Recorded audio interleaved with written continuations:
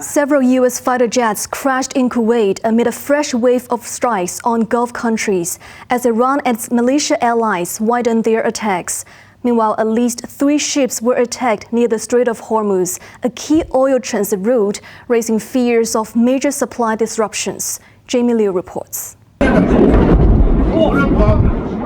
In Kuwait, a suspected American warplane was seen on fire and falling in a tailspin out of the sky.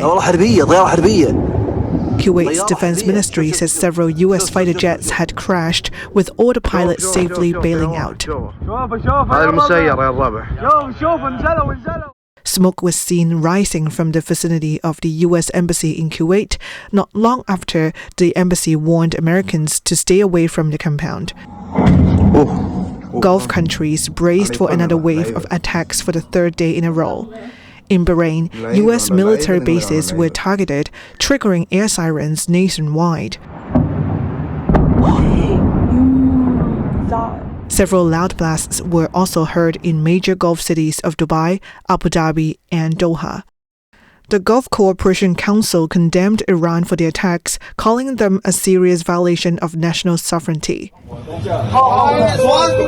Meanwhile, a Palau-flagged oil tanker under U.S. sanctions was hit off Oman's Musandam Peninsula, the country's maritime security center said. Iran's Islamic Revolutionary Guards Corps later claimed 3 tankers from the UK and US had been struck by missiles and are burning. Citing ship tracking data, Reuters estimates that at least 150 tankers carrying crude and liquefied natural gas dropped anchor in open Gulf waters beyond the Strait of Hormuz, and dozens more were stationary on the other side of the choke point after Iran hinted at shutting down the strait, which is a crucial transport route of global crude and LNG. Jamie Liu, Cable News.